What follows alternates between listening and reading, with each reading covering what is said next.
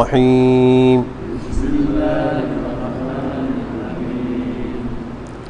أم يقولون افتراه قل إن افتريته فعلي إجرامي وأنا بريء مما تجرمون.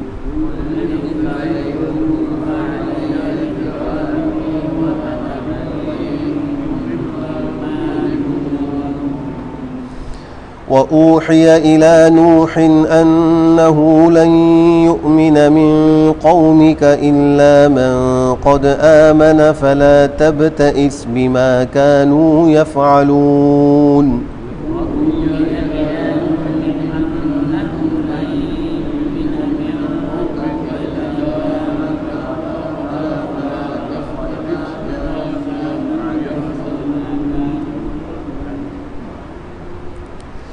واصنع الفلك بأعيننا ووحينا ولا تخاطبني في الذين ظلموا